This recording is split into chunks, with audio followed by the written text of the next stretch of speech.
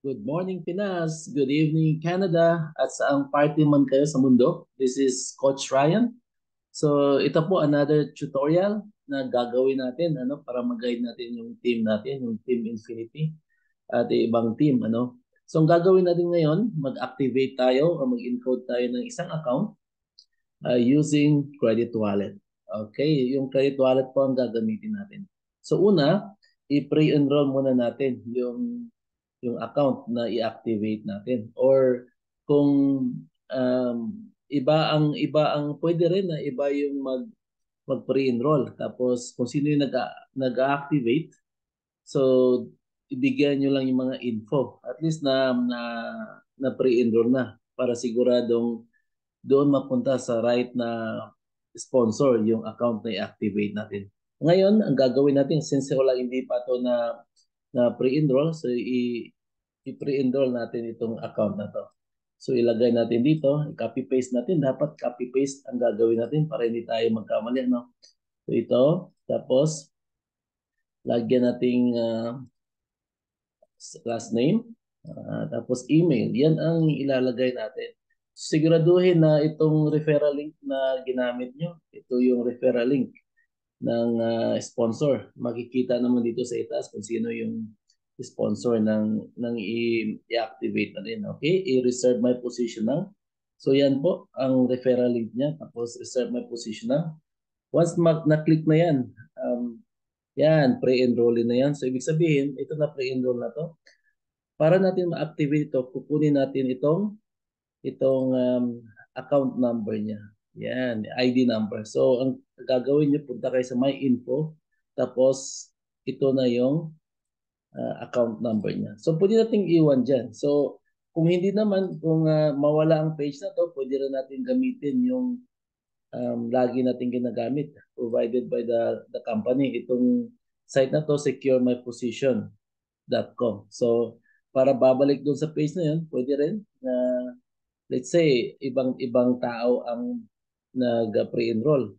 So ito lang gagamitin nyo na site, securemyposition.com, tapos i-enter nyo itong email ng i-activate nyo. So pag enter ng email dyan, view my team, tapos yan, the same page na rin, babalik rin yan. Or pwede rin na pupunta siya sa email niya, tapos makitang confirmation, notification, i-click yung join now. Same page pa rin ang lalabas.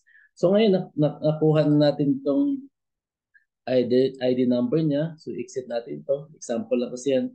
So ito yung ID number na i-activate natin. So kahit pwede natin iwanan yan para hindi ma-copy paste na lang natin. So, tapos punta tayo sa account kung saan nyo kukunin um, yung credit wallet na gagamitin. So mag-login tayo doon sa account ko since sa account ko ang gagamitin ngayon para mag-login, para mag-activate ng account.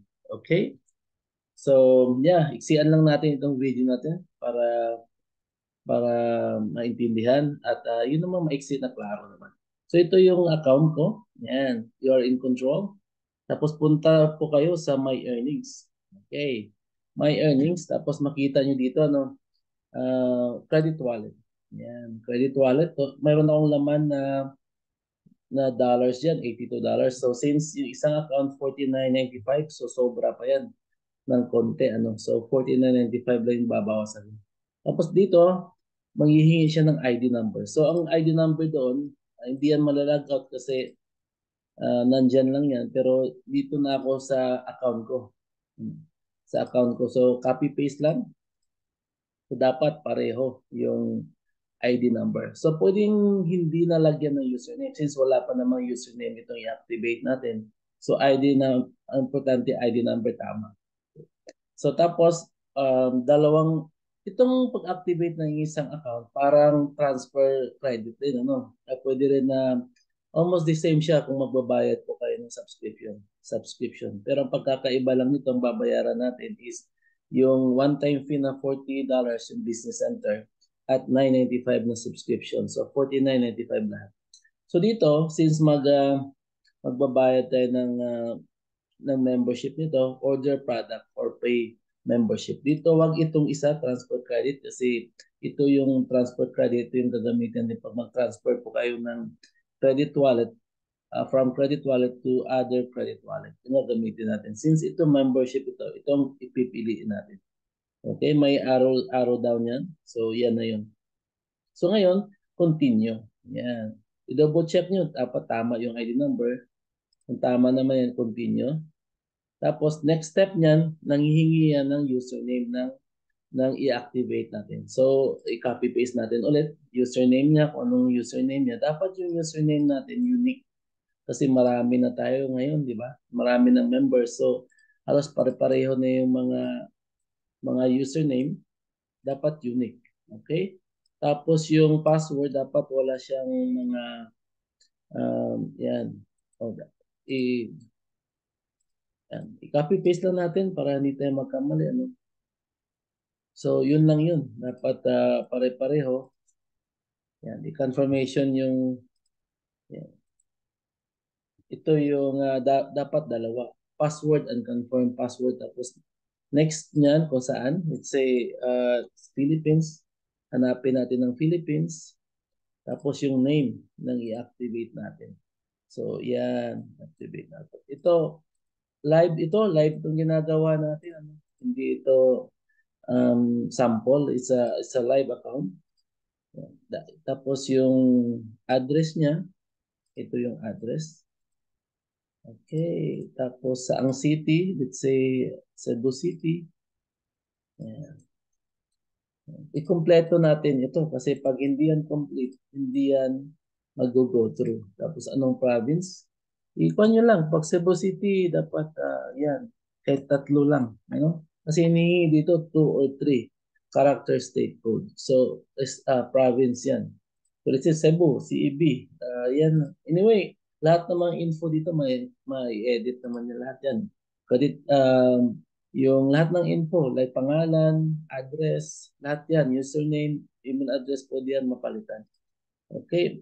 So, kaya kailangan, anong zip code? Kailangan kompleto yan. Ayan, 6,000 ang zip code. Ayan. Ayan. And then, ngayon, pilit na kayo ng products. Since yung membership is one of the products, so hanapin natin usually sa dulo. So, dalawa yung hanapin natin. Monthly, kung gusto niyo monthly, ito kasi sa gusto niya monthly pipiliin. Pwede rin yearly. Ang yearly is saving, makasave ka ng 20%, bali 2 months, makakasave kayo. So anyway, pag monthly ngayon, monthly ang kukunin nyo ngayon, in time pwede kayo mag-upgrade, anytime. So, may extend ulit ng 1 month. 1 month and 1 year. Next year na kayo mag-renew. Para walang headache. Mas maganda yearly ang kukunin. So, since nag-decide siya na monthly muna, so anytime pwede mag-upgrade. Tapos babayaran yung $40 na one-time fee. Ito monthly ito. Okay, so next page, pag walang problema sa info, nilagay natin, so yan, mag-continue yan. Pero pag may mga kulang na hindi nyo na-fill up, hindi yan mag-continue. So ito na yung pangalan, dapat kompleto, okay? So tandaan nyo rin yung username, tapos magkano amount, tapos ito yung address. Tapos yan na yun, issue credit na. Pag tama yung ito amount, yun. Step 2 ito eh. Tapos step 3 na final na step. Okay, pag tama na yan, wala nang mali, issue credit na. So pag click ng issue credit, may magtatanong dito, are you sure you want to issue credit to this account? Okay, i-okay niyo. Kasi pag hindi niyo okay, hindi yan mag-go through. Yan, okay na. So, okay, magpo-process yan. Yan nyo po, naging from 80 plus, naging 32 na lang. Ibig sabihin, nabawasan. Okay, i-continue natin. Continue. Tapos, pag continue niyan, makikita nyo rin dito sa credit log. Kung na-confirm ba yun, na-go through ba yung payment, ito na siya. Okay? Sana may natutunan kayong araw na to. So, good luck sa inyo ha. Go lang ng go. Huwag ma-discourage. Dapat positive tayo ulit. Lagi, stay motivated. See you at the top. Bye for now. Congrats.